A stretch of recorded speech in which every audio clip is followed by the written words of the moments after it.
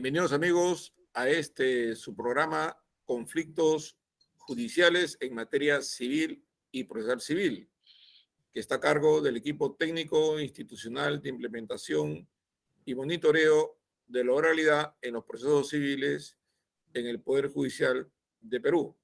Se trata de un programa que consiste en entrevistas a diferentes personalidades que pueden ser abogados, profesores universitarios, jueces, investigadores y cualquier personalidad que se encuentra en el ámbito del derecho civil y procesal civil. La idea del programa es difundir las experiencias, conocimientos, preocupaciones, reflexiones en esta materia, ya no solo en materia procesal civil, sino también en algunos casos, como ya habrán podido notar, en materia sustantiva en temas civiles. Hoy día tenemos el gusto de presentar a un distinguido jurista, juez de la República Hermana de Argentina, quien nos acompañará respondiendo a las preguntas e interrogantes, transmitiendo su experiencia y sus conocimientos en un tema que de por sí es importante, vinculado, por supuesto, a la oralidad. Vamos a un pequeño corte y retornamos en unos minutos.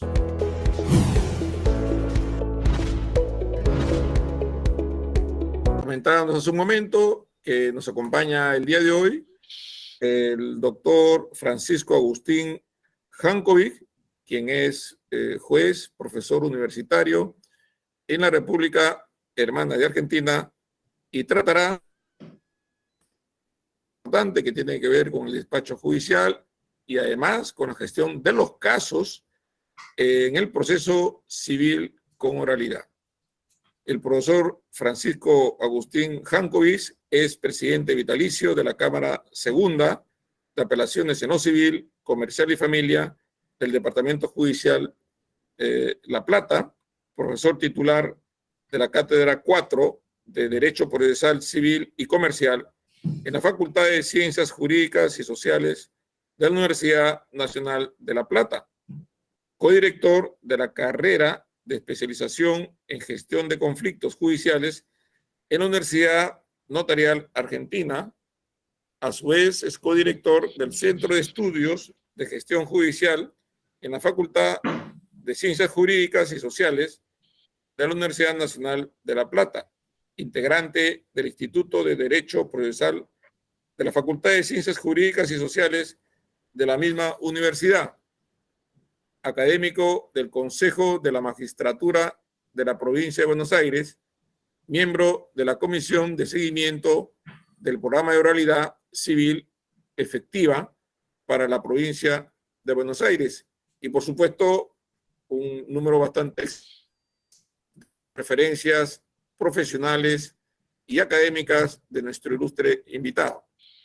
Primero, profesor, para agradecerle su tiempo y la oportunidad que nos brinda de transmitirnos la experiencia argentina en estos temas y, por supuesto, para nuestros televidentes, información valiosa en el terreno de la organización o de la forma como se gestionan los procesos judiciales en su país y cuáles son las perspectivas que sobre este tema tienen ahí. Muchas gracias por la invitación, un placer estar con ustedes y con su audiencia.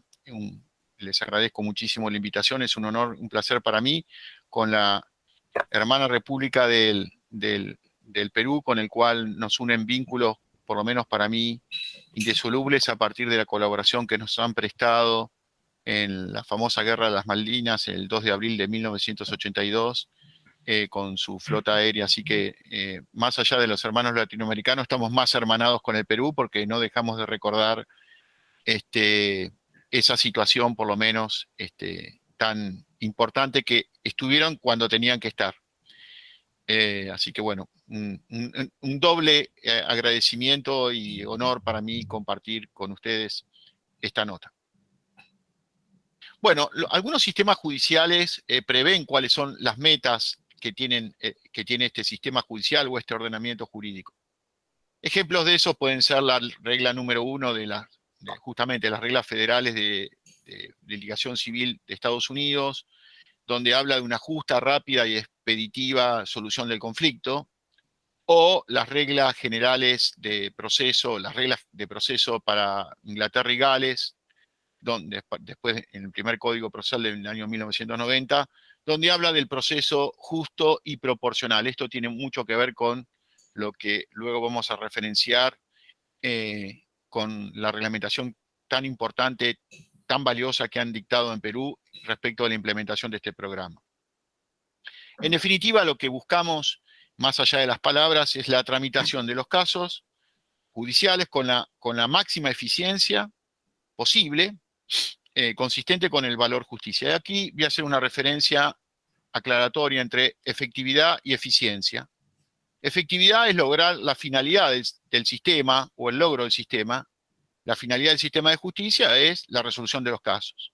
La eficiencia es el modo como logro esos objetivos o esas metas. Y la eficiencia tiene que ver con hacer lo mismo pero a menor costo. Lograr ese objetivo pero a menor costo. Y esto tiene que ver con el costo económico y el costo temporal, que es tan caro, por lo menos en la República Argentina, en el sentido de que los procesos son bastante largos, alongados y demás. Consistente siempre con el valor justicia, porque el norte es la concreción de la verdad jurídica objetiva y dar una resolución, ya no un expediente, sino un conflicto, como muy bien mencionan en la reglamentación de la implementación de la oralidad en la querida República del Perú, donde no hablan de resolver un expediente, sino de resolver un conflicto. Justamente cuando hablan de la interpretación, como ustedes saben, de los principios y reglas procesales y la optimización, hablan necesariamente de hacer la garantía en concreto que tiene que ver con estos derechos procesales fundamentales, que son los que menciona más adelante, la tutela efectiva y el tema del debido proceso. Es decir, que cuando nosotros implementamos o cuando se implementa un programa de estas características, que también tiene que ver con la gestión de los flujos de casos, no es solamente un mecanismo de eficiencia procesal, no es solamente un mecanismo tendiente a lograr un modo de litigación que nos gusta más, que nos parece más adaptado a la época, es decir, un mecanismo de proceso de litigación, sino que tiene que ver con la recta administración de la justicia y que favorece la vigencia del Estado de Derecho. Y acá podemos distinguir dos intereses concretos. El interés individual, que es yo tramito un proceso y quiero que ese proceso sea resuelto lo antes posible con el menor costo y que tenga una resolución justa, el menor costo, y el menor costo que también tiene para el Estado, los recursos públicos que obviamente en nuestros países y en todos los países del mundo las necesidades son crecientes y los recursos son decrecientes, es decir, tenemos cada vez más necesidades y menos recursos para atender esas necesidades tan crecientes, sino también un interés colectivo que tiene el Estado y que está puesto de manifiesto en esos reglamentos tan interesantes de la República del Perú, al cual he hecho mención y por los cuales se implementa el módulo corporativo de litigación oral, que tiene que ver con la vigencia del Estado de Derecho. Cuando una persona, cuando un sujeto, individual o colectivo, denuncia como violado o transgredido un derecho subjetivo o un derecho colectivo, depende si sea el caso, bueno, al Estado le interesa lograr la paz a través de la paz social, a través de los medios pacíficos, que es a través del Poder Judicial, y que el derecho que ha sido desconocido, transgredido, violado, se restablezca, porque esto es mantener la vigencia del Estado del Derecho y la credibilidad de la gente en que lo que una norma le otorga en los hechos sea de este modo. Por lo tanto, el programa de oralidad no es un programa más de un modo de litigar, es un programa que abastece de forma más adecuada, más efectiva, esta tramitación de los casos, cumpliendo las metas del sistema, de modo que uno pueda obtener una respuesta justa de modo más rápido o menos lento, según se lo vea, con el menor costo posible, que tiene que ver también con la garantía de acceso a la justicia, que también está mencionado en las normas a las cuales hacía referencia anteriormente. Estimado profesor, esto de la dilación de los procesos, de que los procesos demoran tanto que se hace más caro el proceso que lo que se litiga propiamente en cuantías. No es un asunto también, al parecer, de nuestro continente americano. Hace un momento usted hizo referencia a Inglaterra y Gales para referirse a cómo es que ellos también se preocupan con el tema de la dilación, de lo engorroso, de lo complicado que puede devenir un proceso incluso oral. Y la aparición de la famosa técnica del case management, ¿no? Que surge precisamente ante la preocupación de lo desproporcionado que resulta ser un proceso civil frente a lo que se está litigando realmente en términos económicos. Eso, digamos, puede ser de utilidad también para nosotros porque también existe esa realidad en nuestro país a la que se le agrega, por supuesto, deficientes recursos económicos, ¿no? Tal cual, doctor. Mire, sin ir más lejos, hace varios años atrás, directamente la Corte Europea de Derechos Humanos ya no condenó por un caso particular o por varios casos particulares al Estado italiano, sino directamente le dijo que tenía que cambiar el sistema de administración de justicia porque era tan la deficiencia en la demora de los procesos judiciales que ya no era que en un caso o en dos o en tres o en cinco se había constatado esa violación del plazo razonable, sino fundamentalmente que ya directamente la Corte Europea de Derechos Humanos condenó al Estado italiano a modificar su régimen procesal para poder abastecer en tiempo los estándares de eficiencia en cuanto a plazos respecta. O sea que es un mal que aqueja ya no a una división de países desarrollados o en vías de desarrollo, sino que es global. Indudablemente algunos países reaccionan más rápidos que otros. En este sentido, es muy loable, por lo que he visto de la reglamentación, lo que ha llevado adelante la República del Perú, y esto pone en evidencia lo que nosotros veníamos mencionando y quiero remarcar. La oralidad no es solamente una forma distinta de litigar, o más moderna, o más amigable, tiene que ver con abastecer los objetivos que tienen que ver, tanto, en particular, el acceso a la justicia de todos y todas las ciudadanas cuando se viola un derecho, ¿no? Porque el proceso, al ser más rápido, tiene menos costos, tanto para la persona como para el Estado. Sino también favorecer la vigencia del Estado de Derecho como un todo.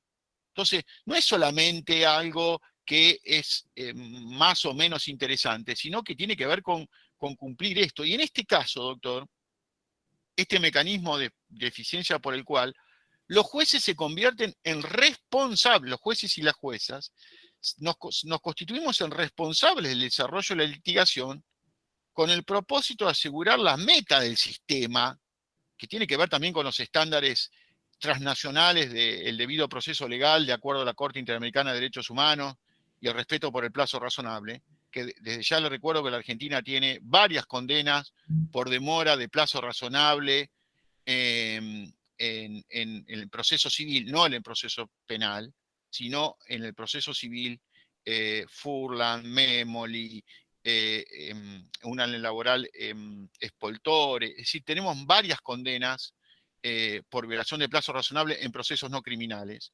por lo tanto, es urgente, a fin de no incurrir en responsabilidad internacional, implementar este tipo de políticas. Y además, otra cosa que me parece importante resaltar, el origen de la designación de los jueces es contramayoritario porque no nos elige directamente el pueblo, sino que lo hace a través de sus representantes. Por lo tanto, ya tenemos un vicio de falta de legitimación social desde nuestro origen de designación. Si a esto le sumamos que los procesos llegan, las resoluciones llegan tarde, no están adecuadamente fundadas o motivadas, el titular del derecho que se dice violado o transgredido es un espectador de ese proceso a partir de un lenguaje encriptado, oscuro, opaco. Eso contribuye a su vez a mayor deslegitimación de ese poder judicial. Por eso los niveles de credibilidad que por lo menos tenemos en la República Argentina son muy bajos. Por lo cual tenemos que rediseñar estas políticas, entre las cuales está el programa de oralidad, en relación con que el ciudadano o la ciudadana que recurre a la justicia, además de sentirse atendido, sea protagonista en el propio litigio del cual es el titular del derecho. Y esto es una concepción de política judicial, no ya de técnica procesal específica, sino de política judicial que tiene que decir, Bueno, usted viene, bueno, usted tiene que entender, venga a la corte, la puerta de la corte está abierta, como siempre se menciona, el día en la corte, ¿no? Y además tiene que entender qué es lo que pasa ahí adentro, a través de un lenguaje claro, llano, que ustedes han puesto de referencia, han puesto de relevancia en los distintos documentos que han preparado para el desarrollo de la litigación oral. Es decir, no es solamente una implementación de una política de modo de litigación, es un cambio de paradigma que obviamente exige esfuerzos de todos los protagonistas. Quiero decir, abogados y abogadas, jueces y jueces, funcionarios, miembros del staff de los equipos técnicos, etcétera, etcétera, etcétera. Mire, doctor, antes se dividía, era muy simple, ¿no? En el sentido que teníamos un sistema de litigación adversarial en donde las partes eran activas y el juez era inactivo, es decir, era Un solo observador nada más. claro, controlaba el fair play, que no haya violaciones al reglamento, digamos, ¿no? Al código procesal, pero no le interesaba la búsqueda de la verdad o la concreción de la búsqueda de la verdad jurídica objetiva. Después tenemos un proceso inquisitorial, que con Franz Klein, bueno, la famosa ordenanza austríaca, en el que el juez era un juez activo, a superactivo, ya no era un director, era un dictador, y las partes totalmente pasivas, digamos, ¿no? Él se apropiaba del asunto. La justicia se apropiaba del asunto que la persona había llevado a la jurisdicción, para el tratamiento de la jurisdicción. Y hoy, como ustedes lo ponen de relevancia en un principio tan claramente, por eso realmente he quedado muy admirado de los documentos que han redactado, la justicia colaborativa, que tiene que ver con la cooperación para solución útil, rápida, no costosa, del propio litigio. Es decir, ya se rompió este modelo clásico entre modelo adversarial y modelo inquisitorio, sino que hoy se busca una justicia de cooperación y colaboración, y el mecanismo para instrumentarla es la oralidad. No hay otro modo de hacer realidad este proceso, perdón, hacer realidad este principio de la colaboración de las partes trabajándose en equipo para una solución ya sea en principio conciliatorio o autocompositiva por las partes o a través de la sentencia, que en el proceso civil por audiencia. Y esto lo tenemos que tener en claro, y ahí el compromiso con este sistema. Profesor, las actividades que dan lugar a la oralidad restringen los tiempos del juez para dedicarlo exclusivamente a abordar las audiencias. ¿Cómo debería gestionarse los procesos judiciales en esa dinámica de oralidad donde los tiempos del juez están casi dedicados a gestionar el proceso bajo los marcos de las decisiones al interior de las audiencias? Quisiera que me responda esta interrogante luego de un pequeño corte que vamos a hacer en este momento. Un pequeño corte y retornamos, estimados amigos. Profesor, habíamos hecho una pregunta hace unos minutos referido a cómo es que, en su opinión o su experiencia, deben de gestionarse los procesos judiciales en una dinámica propia de la oralidad, en un esquema transversal, colaborativo, como usted refiere. Bueno, hay varias cuestiones. Le agradezco, es muy interesante su pregunta, doctor, así que muchas gracias por haberla formulado. En un primer lugar, lo que tenemos que hacer es lograr la centralidad del trabajo del juez o la jueza, y en ese caso tiene que ver con el ejercicio de la potestad jurisdiccional. Usted lo pone muy bien de manifiesto cuando consideran de que la audiencia no es solo un segmento en el procedimiento que conlleva el proceso, digamos, el procedimiento como etapas de un proceso, sino que es el núcleo central de ese proceso. Entonces, ya que el juez o la jueza esté presente en la audiencia como núcleo central, que ustedes ponen muy bien, vuelvo a reiterar, de manifiesto, y por otro lado, la resolución, que ustedes hasta inclusive la aprenden de forma oral para determinados casos, por supuesto, con después la debida motivación y fundamentación por escrito. Es decir, esto, muchas personas, esto a veces no se cree así, pero empodera la función jurisdiccional del o la jueza en el sentido de que lo vuelve a sus cauces normales y habituales, que es participar en las audiencias, logrando información de calidad para brindar una mejor resolución judicial y dictando sea en forma oral o sea en forma escrita, estas propias resoluciones. Por supuesto que el juez cuenta con ciertas herramientas para lograr esta mejor calidad del trámite del proceso y de resolución del proceso. Ustedes lo han puesto de manifiesto a través de estas conferencias o reuniones, que es, digamos, la audiencia preliminar y la audiencia de prueba, o la audiencia única también, de acuerdo a la clase de proceso que se trate, que es la posibilidad de obtener información de calidad en la etapa temprana, no en la etapa posterior, en la etapa temprana, para procesar adecuadamente el asunto. Por eso tiene que ver también acá con esto que ustedes mencionan, con el principio de flexibilidad. Si yo sé las características que tiene el asunto, voy a ver cuál es la vía más adecuada para tramitar ese asunto y cumplir con las metas del sistema al cual yo hacía referencia al principio de la charla, siempre, por supuesto, trabajando a partir del principio de colaboración al cual yo también hacía referencia. En segundo lugar, lo que se denomina en el derecho extranjero, como usted mencionaba, el case management o management diferenciado, es decir, distinguir a partir del caso cuál es el tipo de proceso que mejor abastece ese caso y no a la inversa, que tiene que ver, depende a las características que tiene el caso. Esto está muy bien trabajado en el Código Procesal de Europa y Gales, en el sentido de cuál es el reclamo, cuál es la complejidad del caso, cuáles son la complejidad de las pruebas, etcétera, etcétera, etcétera, actuando el principio de proporcionalidad que usted mencionaba también en su pregunta. Un tema fundamental que ustedes tratan adecuadamente es la posibilidad de acuerdos procesales. Está muy bien reglamentado en esa normativa que he podido visualizar respecto de la posibilidad de que las partes o el juez ofrezca acuerdos que tienen que correrse traslado a las partes, es decir, va a haber un contradictorio y lo que se decide es obligatorio para todos, inclusive para terceros, con la posibilidad también de eventual modificación, y acá viene el principio de flexibilidad nuevamente, en la medida que haya consenso por todos.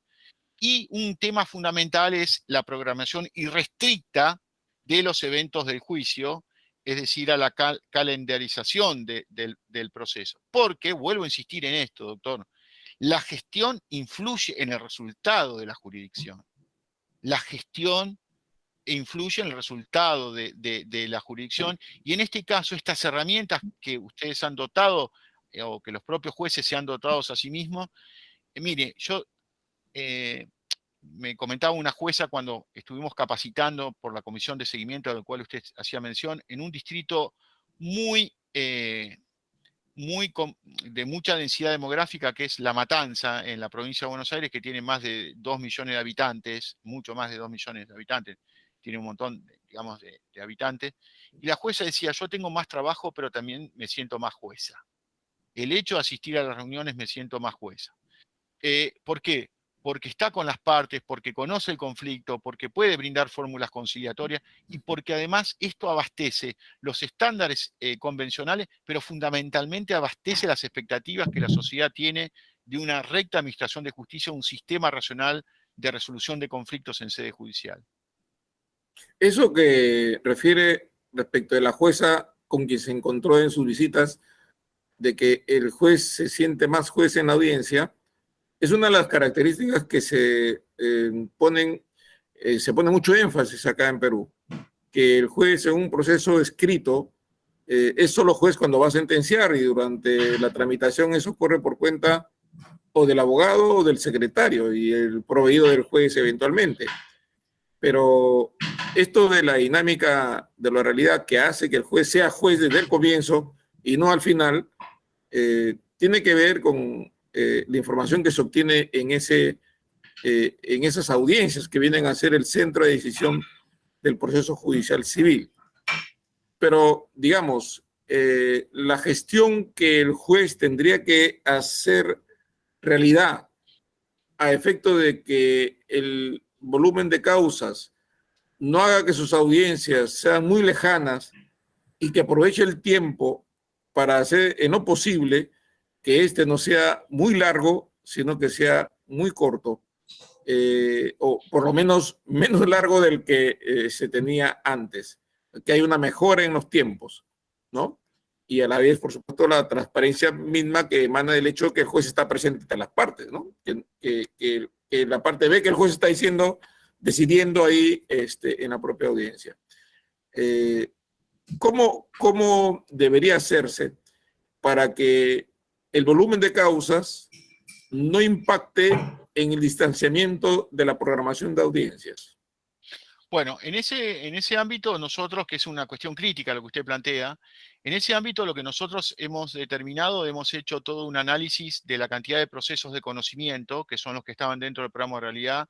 Nosotros tenemos procesos de conocimiento que son los ordinarios, sumarios y sumarísimos, quedan afuera los procesos, digamos, que son voluntarios, procesos de conocimiento contenciosos, digamos, ¿no? Los voluntarios o los procesos de ejecución.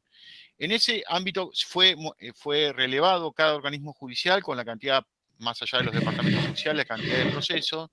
Se determina también cuántas audiencias de vista de causa y cuántas preliminares tiene que tener, con una duración, porque también las audiencias, las audiencias no tienen que durar mucho, tienen que durar lo que tienen que durar, y generalmente Correcto. cuando está el juez presente duran mucho menos que aplicando el principio de celeridad y concentración, que ustedes también mencionan en el documento.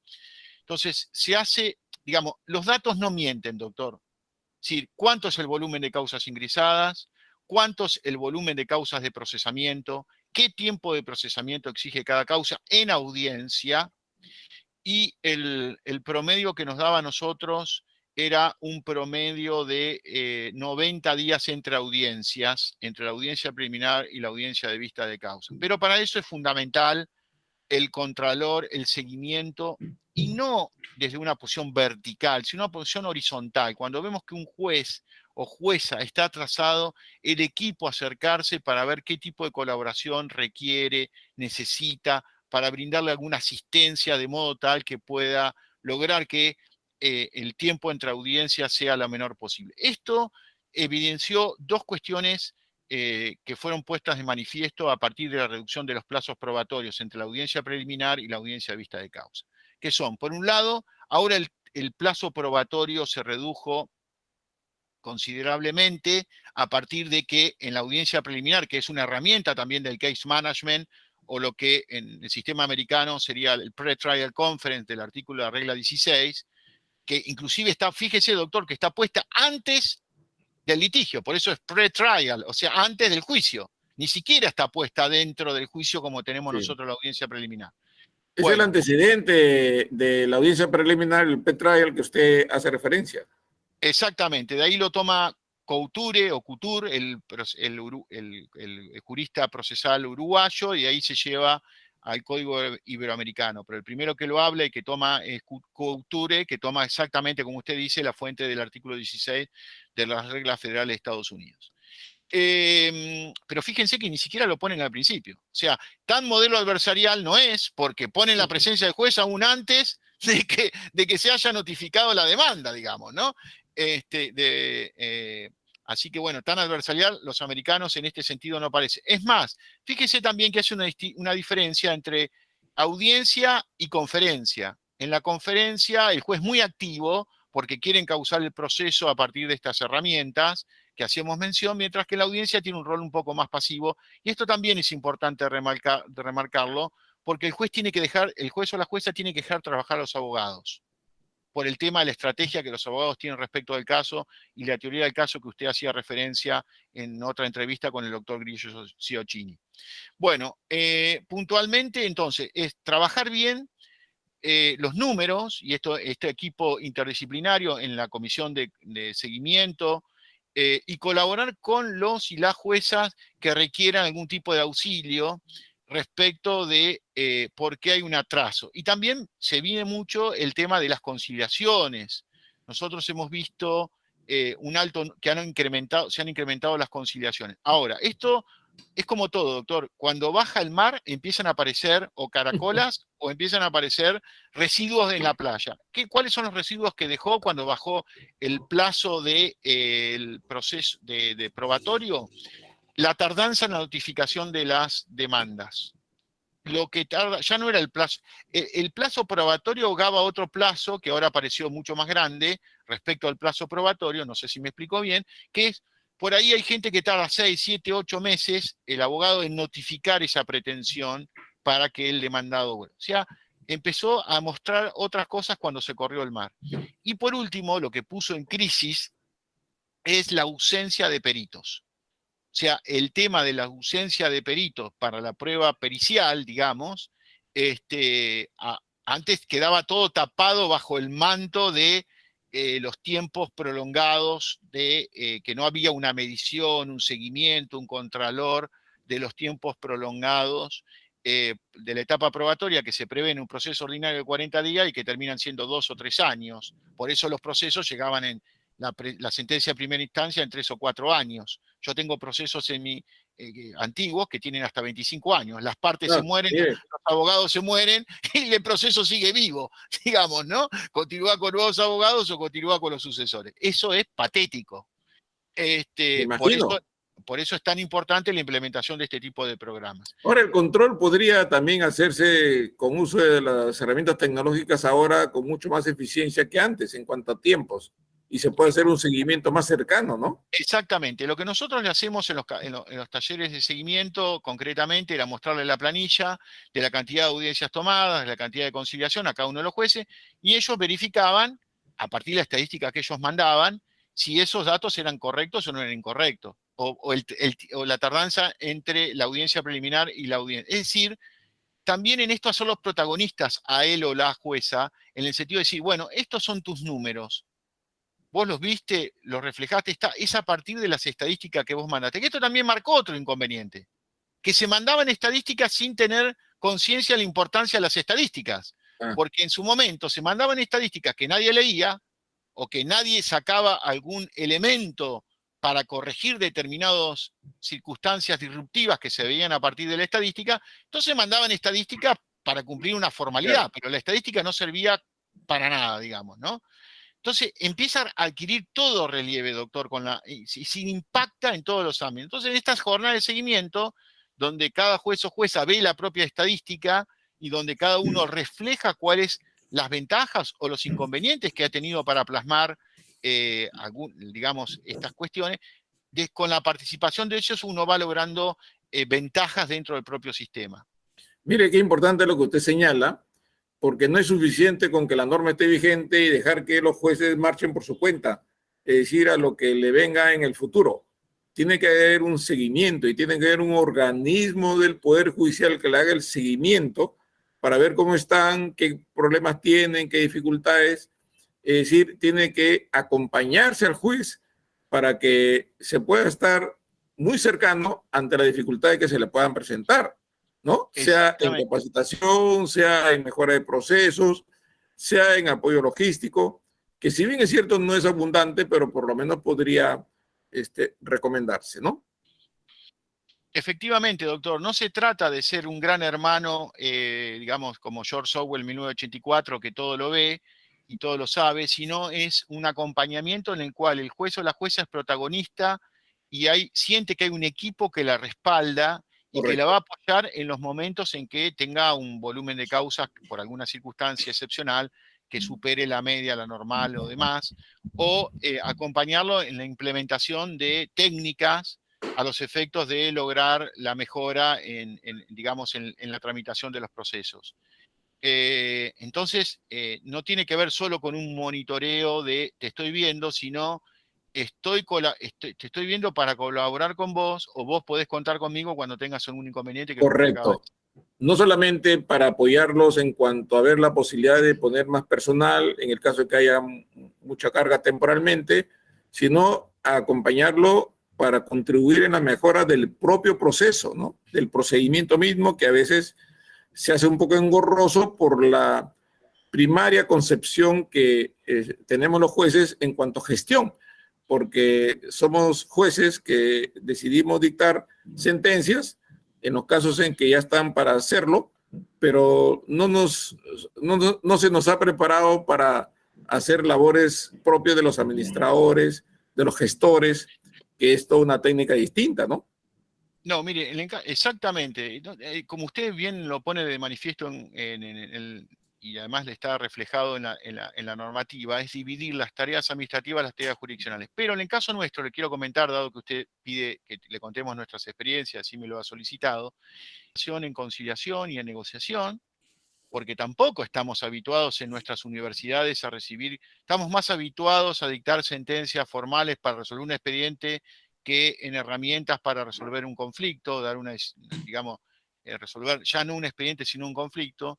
Nos han pedido que los orientemos en técnicas de capacitación, perdón, que lo capacitemos en temas de negociación y de conciliación y mediación, y también nos han pedido hasta clases o cursos, no se va a reír con esto, ni la audiencia espero que no se ría, de teatro. ¿Por qué? Porque no saben cómo actitudinalmente manifestarse en público.